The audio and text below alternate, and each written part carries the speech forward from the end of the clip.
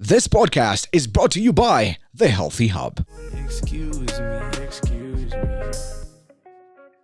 Hello, guys, and welcome to another episode of the Just to Kick It Is a Blessing podcast with your host, Keith Tupac Gatiramu. And today is a very, very special episode, I have a very special guest in the studio with me, Some of you know him as number one DJ in Nairobi. Some of you know him as Jameson, brand ambassador. But, without further ado, I'll let him introduce himself, So they call me DJ Shema, the one and only, the man on the wheels of steel. As this guy said here, I don't know if I'm the number one DJ yet, but it's a blessing to be here with Tupac just to share my experiences and my story with you guys today. I'm looking forward to, we'll be about to chop it up. Yeah, so... Tell me. First of all, before we get into why I brought you here to talk to you today, have you graduated or anything? I saw you in the US for a couple. Yeah, so I spent the last 4.5 years in Atlanta. Yeah. Atlanta. Yeah. And it was fun, but I spent about 2 years studying business in the music industry. It was meant to be a 4-year course, but I ended up dropping out just to focus more on music and my career, which wasn't easy. Just had to, explain to my family and my parents that this is what I want to do full time. So, I haven't finished uni yet. No, but for me, when I look at it, it's crazy how you've come back with a bang, because literally I just see your poster. Sometimes I'm even tired of sharing them. You're my boy, but I'm Thursday again, now Friday again, Saturday, Sunday, yeah. So no, it's a blessing though. I can't lie. Since I came back, it's been a year actually. I came back a year ago, 2 days ago, which is so weird. And when I came back, I came for a month, bro. Just came to see family in Nini, and then I'm out. But as soon as the clubs and restaurants are open, a few weeks later, I think from then I just started getting bookings, and it made me realize what I actually miss doing. Because now, when I was in Atlanta, I was DJing, but not as much as I was DJing. Here I'm full time, just booked out, every week. Yeah. Weekend, week out, it's crazy. So it's a blessing, and I give thanks and praise for being able to do what I do, what I love doing. So it's fun, I enjoy my job, I can't lie. First of all, thank you for even sitting here, and I know you have a show right now. Yeah, I have a show today, but I gotta make time for my real ones, So, we really appreciate it, Anytime. So, when did you start DJing? I started DJing 10 years ago. Wow. 10 years ago when I was in high school. Playing at the talent shows or just a little small shows here and there, nothing too big. And then from there, it's just been a journey and a half, and it's still a journey, I remember when everyone wanted to be a DJ. For you now, you get into the serious level. Bro, we all had that phase, man. Virtual DJ was my thing, yeah. And then there was photographer. A photographer, what else? Event organizer. Dude, there's everything. Yeah. But it's good to see that you've taken it, so far. I remember even Braced had a lot of DJs. Braced, yeah. There was Chelsea Van Carter. There was Jesse, there was Chelsea, there was Khalid, yeah. There's my friend Alim Boya who's still DJ. There's so many of us who wanted to be DJs and producers. Yeah. But I guess over time people just found their own path, which, everyone is different, And how did you learn to DJ? Before now we get to the serious question, Honestly, self-taught. I never went for a single academy. I just taught myself on virtual DJ, and then one day my parents bought me a controller. I locked myself in the room every day, and I just started practicing self-taught, learning what this button does, what this does, how this song flows. And then literally that's how it is. Even before we get to the rest of the question, and before I forget this, the main reason I wanted you on this podcast was to show people out there that there is more than being a doctor, a lawyer, a pilot, and to also show the parents that watch this that people can be other things, and you're a clear indication of the 10,000 hour rule. Have you ever heard the 10,000 hour rule? So it's basically where you do something for so long that it even becomes natural within you, And me seeing you on set, it's you do it so effortlessly, I tried in Costa, remember? Yeah, I remember. It's too hard, It was too hard, No, it's definitely, if you put in your work like I do, just it's easy, it flows, It's something that if you love something so much, you'll find yourself naturally putting so much time and effort into it that you won't even realize how much time you've even put into it. You know what I'm saying? Like, it's crazy. So just like I've just been practicing every night when I can, or every day when I can, just putting in those hours, practicing, trying to stack my music, you know. So it's fun. I mean, it's not even like a job to me. It's just like it's a hobby. Like, I enjoy, you know what I'm saying, doing what I do. Yeah, I don't think there's any better feeling than making money of doing what you love. Exactly, because you wake up, you're like, yeah, let's go to work. I'm ready to go, you know. You ready, yeah? I'm ready, yeah. What was your first major event you did? My first major event was Kenyan Nights at the bus. Yeah. When I used to play for Kenyan Nights, he booked me. I think I just turned maybe 18. Yeah. I think maybe like 17, honestly. You know what I'm saying? But I played Kenyan Nights event at the bus, which was a vibe. I think that actually opened up a lot of bookings for me, because at the time, Kenyan Nights, I mean, still is, but at the time it was actually really booming. Yeah, so the biggest. So if you'd be playing at a Kenyan Nights party, you had to be, you know, on your game. So I did Kenyan Nights party at the bus back when it used to be on Parker Road or something, and that was my first actual proper gig. Of course, there was the whole club band days. Yeah. I did club band back in the day for, I can't remember who it was.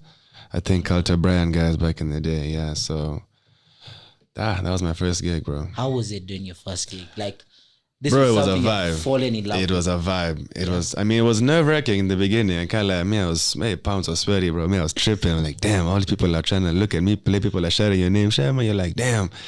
I guess I gotta do it. But once you hit that first play on the decks, all your nerves just disappear. Now it's just you, the people in front of you, and the music, and it just flows. Next thing you know, you're just like, yo, can I play longer? Because you know it's just flowing, bro. So yeah, that was fun, man. That was definitely fun. Now, what's the biggest event you've done? Oof. Or what's one or a couple? A couple. I did Earth Dance before I left to Atlanta. Yeah. 2016, the last Earth Dance that happened. Yeah. Massive, about 4,000, 5,000 people, I believe so. Wow. And I played peak set. I played 1 to 2 after Blinky Bill. Never forget that one, bro. Massive. What? That was a big one for me. Yeah. Because the next day was my flight to Atlanta, so you can imagine, bro. I was like, man, I don't want to leave right now. But that was my biggest show. I also played in. I did Thanksgiving in Atlanta. Wow. So that was fun. 4 days of just, you know, people from out of town. That was my first major out of town gig, out of the country too. I did Atlanta. Then I played in LA at a club called Treehouse, which was also a vibe. So I've had some pretty big events. Of course, I did Kabza when Kabza guys were here a few weeks back. And then I also did the last one when MFR Souls went down, 6 a.m. too. So actually, 6 a.m. parties have been some of my biggest parties to date. Yeah. So shout out Jason for really putting me on 6 a.m. and, you know what I'm saying, building my career. Yeah. Yeah. That's actually good, like that. The fact that he started with you all the way back and he's still like there with you. Yeah, because I mean, growing up, every DJ wanted to play for 6 a.m. Yeah. Especially when I played for Beach Life, that was also huge. Yeah. So I dreamt of playing Beach Life for years, bro. What? Yeah. Beach Life. I used to DM 6M like every November. Yo, what's up? But you know what I'm saying? Like, can I hop on? Yeah, send like a mix over there. Yeah.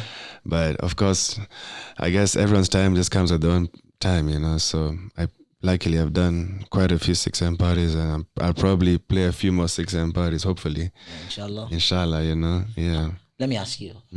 That now you've mentioned that these were goals of yours that you achieved. Like, how does it actually feel to tick something off your bucket list? You know, it's so funny. You don't even realize it until the moment has passed. Yeah. You're like, you know, damn, I actually did it, you know? Like, when you in the moment or gearing up to get the moment, you don't sit back and realize like, oh, I actually made it, you know? I actually did what I wanted to do. Yeah. At the time, you're just like, okay, I'm excited to do it. You do it.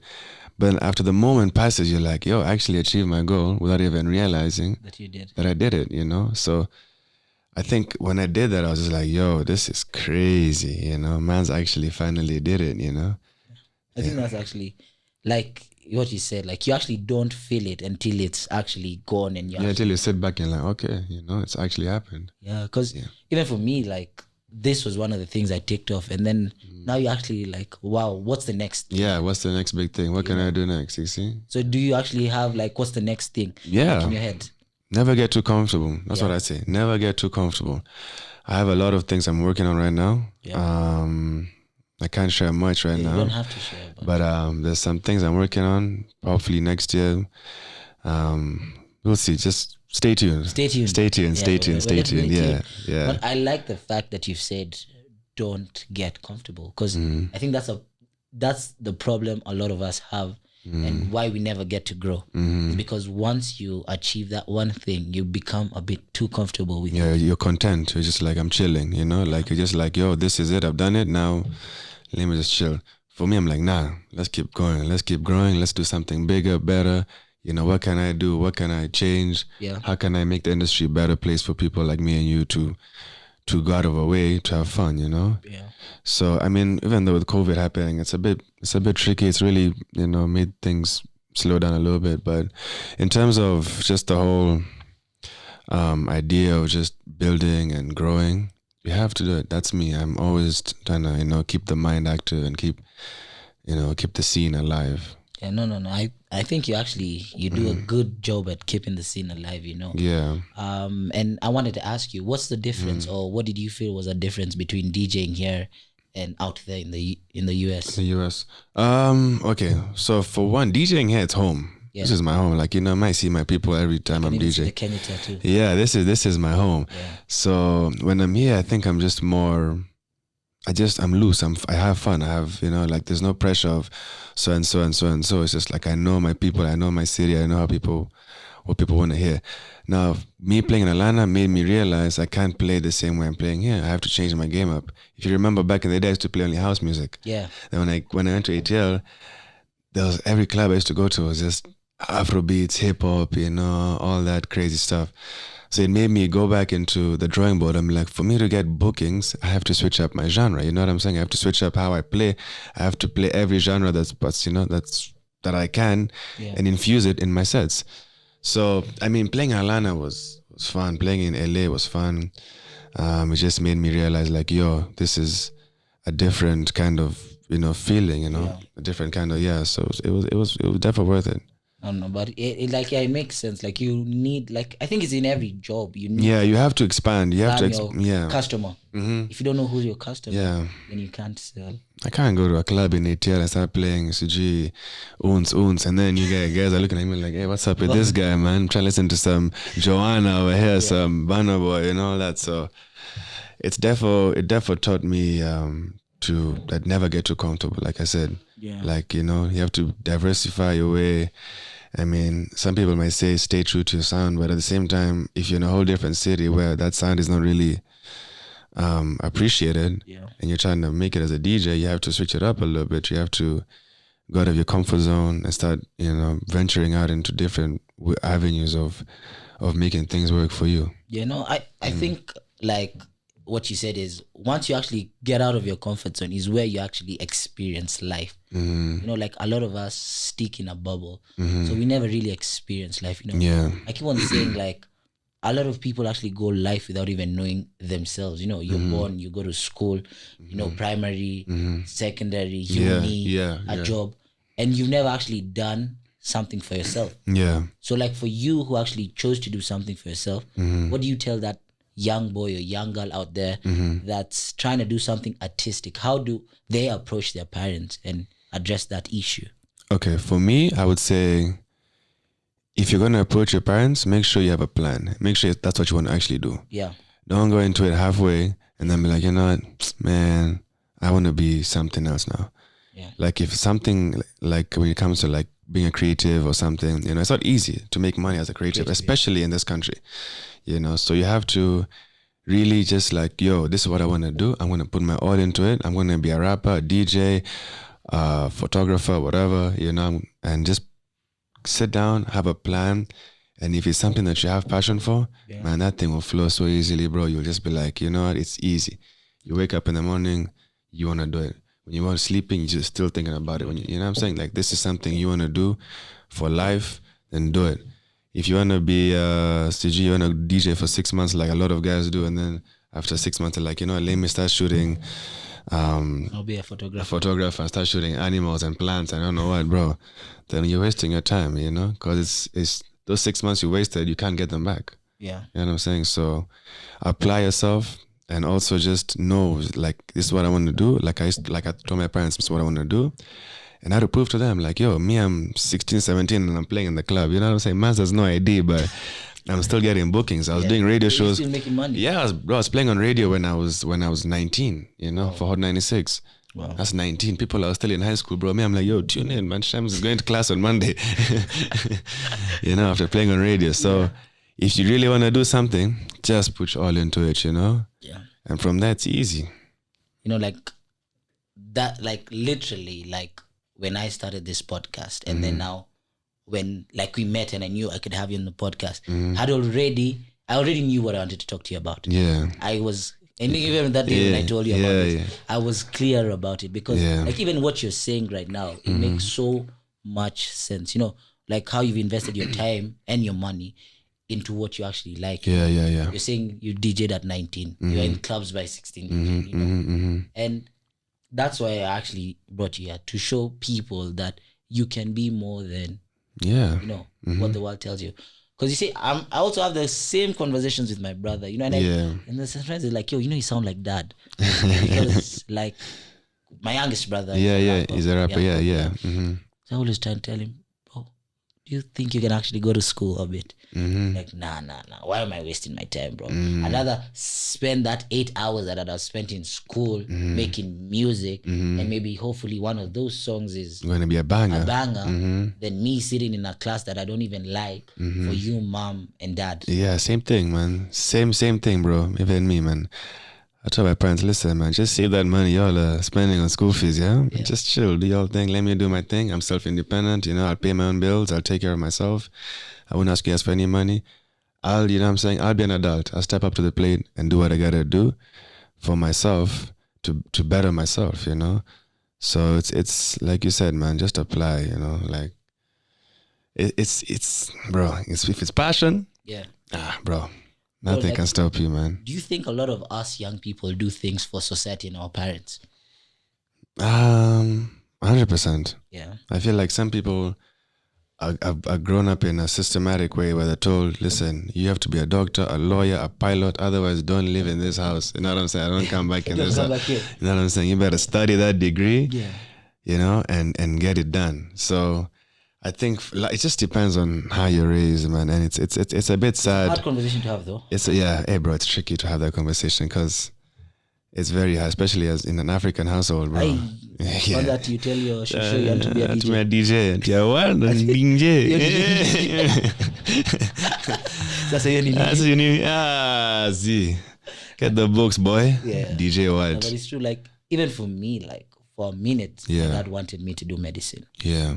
Bro, I sat with that guy and I told him, it's not happening, my guy. Told me, but look, even your grades in biology are so good, man. You can make it. I believe in you and smart. I'm like, hey, Dad. Now this one, if I was doing it, I'd do it for you. Yeah. It'd be the one to chuck actually uni and give the guy the certificate. Yeah, tell him, yo, it's yours, yeah. No, because it wouldn't be mine, I feel you on that. And even me, like, right now, even though, like, I work and, like, there's so many things that I'm doing, I'm actually also still looking for my passion, my purpose. Do you feel like you found your purpose? I feel my purpose is just to spread good vibes. Just to, what I like about what I do is when someone like you has a long day at work and you're looking for a place to unwind and you go to the club and the music is good, you forget about all your little problems that you had that day. Yeah. You just kind of let loose, dance, enjoy it. So I actually literally enjoy when I'm in the club and I can tell when a person walks in how the energy is and how after an hour and a half, how they're like, yo, just pumped up. But they walked in looking like, man, I just want to have a long day, want to just relax. So I enjoy like when I see people together in one room, one space, enjoying music, dancing, letting loose, having a good time. When they go home, they're smiling, they're happy, And I think that's my passion, is just to bring joy to people, every day that I'm playing, And as far as I'm concerned, I hope I'm doing the, because I'm booked out the whole week, so I guess I'm bringing a lot of joy to people. That's actually, yeah. Let me tell you, that is actually crazy. Yeah. Like, it's like you're even working a Monday to Friday. Yeah, literally. From Thursday, don't look for me, and I'm full. I'm busy, which is it's nice though, but it didn't come easy. Like if anyone was watching this, I didn't wake up one day and people started telling me, yo, this is gonna be your lifestyle. I wouldn't expect this to be my lifestyle. Yeah. To be playing back to back. But like I said, if you put in that work and you grind it out, it will come to you so easy and naturally. Like you don't have to go and look for gigs. Yeah. Before, bro, I used to go and DM people like, yo, man. Go, can I play here? Nah, bro, I just been in the crib. I get a random phone call. Hey, are you free on September 4th? Yeah, what's this? Well, my name is so-and-so. I'm booking you. Bam, deposit. Okay, damn, well, I guess let's go, And this is a month in advance. Yeah. So it's actually... madness. It just shows that that's a way of you knowing that you're doing something correct, Like, because if you're a terrible DJ, my guy, no one will be calling you to book in a month in advance, Yeah. So nowadays I have to literally go through my calendar, be like, okay, so can I play on this day? No. Now I can play on this day? No. Back in the day, bro, man, the guy was begging to even play for a free gig, like I'll just play for free. Now I'm just like, yo, this is... It's my rate. It's my rate. Take it or leave it, And they're like, oh, damn, well, we're taking it then, Yeah. And it's like I said, it's a blessing, man. It's a blessing. Bro, I'm telling you, like, it's actually like very crazy that I actually constantly see that you're on the move. Yeah, you seen me grow too as a DJ, bro. You see me from back in the day when they used to call me a DJ sophisticated. See, even I remember in Coast when you played a set, one of our boys cried. It shed the tears like, bro, this is the Shema I missed, man. I'm like, damn, bro. No, but you're not cool. Like that set was actually very nostalgic. Because the sun was rising and you're there. So it reminded me of all the 6 a.m. The beach life. Because we're actually in Coast. Yeah, when Diani. Yeah. Man, so it was good times, bro. Vibes, Yeah. Like, I want to bring you back to something you said, like, you bring happiness, and I think it's important. I think happiness is important, especially like what's going on in our society with all this, crazy things happening, What do you actually think about the current mental health and social media, I think social media is toxic. Yeah. I think Instagram is toxic. TikTok is toxic. Snapchat is toxic. I think, bro, people are so focused on living in that social media life that when I see them personally, I'm like, this is the same guy that's posting all these things on Instagram, or the same shorty that's, saying let's move in like this. Yeah. So it's I feel like society is built in a way that you're trying to impress people that are following you, that you forget about taking care of your own mental self. You know what I'm saying? Like, focus on you first.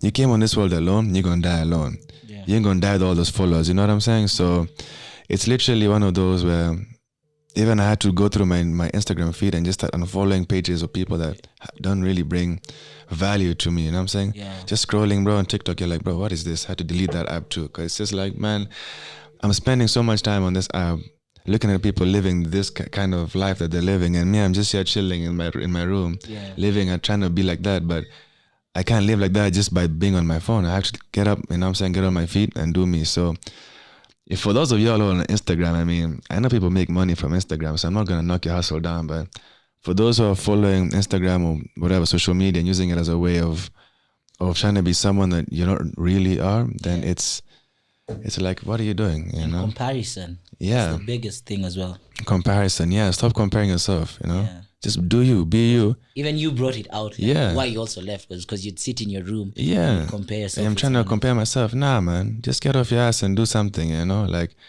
be you, do you, and let people treat you just for who you are. And you realize a lot of people will cut you off when you actually start being genuinely real. Like, if you just tell people like real straight up, like, yo, this is how I feel about you, and this is how I move. You know what I'm saying? Like, when I stopped like going to certain events or certain like get-togethers, the people that I used to chill with a lot don't show me no more. Yeah. My friendship circle is so small, bro. I can count people that I call on my call log, you know?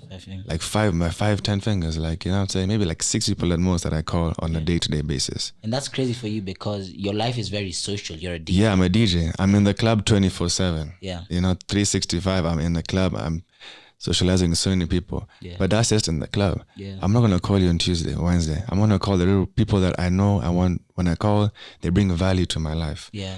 And if I chill with people who are just bum ass niggas, then nothing I'm gonna get done in life. If I chill with people who are ready to grow and achieve things and do things, then mentally I'll be on the same wavelength. You know what I'm saying? So all I gotta say is like me, I just like to move in a certain way now. Before I used to have so many friends, bro. You know what I'm saying? Me, I was that's for all of us. Yeah, like high school, man, knew the whole high school. The whole high school knew Shema. But now, bro, I can't even remember some people's names, you know? Which is a sad truth. But let me ask you something. Now that you said that. Yeah. Because I also go through the same thing. Yeah. Yeah. And I'm really trying to work on it. But how do you feel when someone introduces themselves to you, but you forget who they are? Bro, it actually even happened to me this Bro, it Sunday. happens to me a lot. It happened to me this Yeah? Sunday. It happens to me, especially in the club. Yeah, because they come to me like, yo, Shema, what's up? And I'm like, yo, what's up? I know you. Do you remember? Yeah, do you remember me? I'm like, yeah, what's up? Yeah, but damn, what's your name again? You know? Yeah. So sometimes I have to find myself like going through Facebook because I look for friends, bro. Like, damn, this person was, you know? It's embarrassing, but it also just shows you like how much out of touch you get with people, you know? And lately I've been trying to teach myself to just check up on people a bit more often than usual. Because me, sometimes I just go back like the whole week and not even check up on my people, you know? And then lately, you know, like you realize like your people are actually going through their own problems, you know, and everyone has their own problems, and I get it, you know, but just a little hello, what's up, man? You good, bro? You know, you're all good, you're alive, you want to catch a drink, you want to do something, you know, that's something small like that can change someone's day, you know? So I'm learning, bro. I'm learning from you too, man. Peace of mind, you know? Bro, most important thing. Oh, yeah, peace of mind. Your mental health is the most. Yeah, bro. Yeah, like whoever messes with it, it's too expensive for anything to mess around with. Yeah. Yeah. And then I also wanted to ask, now that you're a DJ, you know, like, you think that the youth are using clubs to escape what they're going through? Because I feel like a lot of people are actually just going out to run away from reality. Like, you know, you're there for fun to deliver value, and you do deliver the value. But what do you think about the other side that's there as a form of escapism? I mean, there are a few people I've seen that do that a lot. Yeah. You know? I had a guest who actually said that he does that. That he goes out just to get away from things. Yeah. Yeah, which is not surprising. Bro, it's a club. You know, it's loud music. You're just having fun. Everyone is jumping. You know, that's your way of escaping. Yeah. I agree with you on that. It's a way of people escaping. A lot of people I know that come to the club might not even come and spend 1 shilling, but just want to just get out the house. Guy can leave the crib with just Fuliza of 2 Gs. But him is in the club deep. You know, it's like, yo, me, I don't care. I'll get back home. But this Fuliza on me all the way back home. You know what I'm saying? So I think that's true, bro. A lot of youth are actually doing that. I see it a lot, bro. But it's, like I said, everyone has their problems. Yeah. And everyone deals with their problems in a different way. You know, some people take drugs. Some people want to go out. Some people go for a walk. Some people, you know, want to go to the gym. I don't know. Everyone is different. But it's I agree. I can't lie. That's true. Yeah. Anyways, as we come to the end of this podcast, there's 2 questions I ask all my guests. Okay. So the number 1 question is, what advice would you give a younger Shema? It's a tricky one. I would say for the younger Shema, you should have just not been afraid in the beginning. You should have just gone for it. Yeah. And just shot your shot, and every opportunity that came to you. I think because I used to be a shy guy, kidogo, before I went to Italy, so I never used to approach things, you know. Yeah. Confidence for me was low. So I told myself, I wish you're a bit more confident, and maybe you'd have gotten even bigger opportunities if you're more confident in yourself and in your talents. Oh, that's cool. And what advice are you telling an older you? If you had a chance to speak to a future you, what would you be telling him? Take every opportunity. Yeah. Take every opportunity. Don't be afraid. And actually, I would say don't be in a rush. Yeah. You know, take each day as it is. Like, I feel like there's a time frame that I have. Like, if I'm not at this point by 35, then my life is done. No. You could be 40, and that's when things go, you know, get better for you. So I think everything has its time. Yeah. Yeah. Anyways, bro, thank you so much for coming. I really appreciate it. I know you're late for your set. No, I'm all good. I'm all good. I really appreciate that you've come to, speak. Because this is an episode I really wanted to do to try and, pass another message out there, especially to a generation that's growing that cannot talk to their parents about doing other things out of the common 5, 6 or the 7 system. Jobs, Yeah, so I really appreciate it. Yeah, any last words you have for... I just want to say a big thank you for having me, first of all. Really appreciate you hosting me. This was fun. I can't lie, I enjoyed it. Of course, just want to say thanks to the fans that are really, I don't know, lately, bro, my fan love has become ridiculous. So I don't know who's aligning my chakra somewhere. Maybe it's Dwayne or something, but I don't know. But it's been a blessing to have these opportunities, and hopefully to keep, seeing better opportunities. And shout out to my family and my friends and my support system out there. Thank you. And of course, thanks once again for hosting me, man. I think if you offer value, then you'll definitely see value in your life. And 100%. That's why you can see the growth. You get 100%. If there's no value, then who'd follow you? Exactly. Yeah, so. Yeah, cheers, man. Thank you so much. Right. And to those who are watching today, thank you so much for tuning in. I hope you've enjoyed the episode. I hope you've learned a thing or two. See you next week. Goodbye.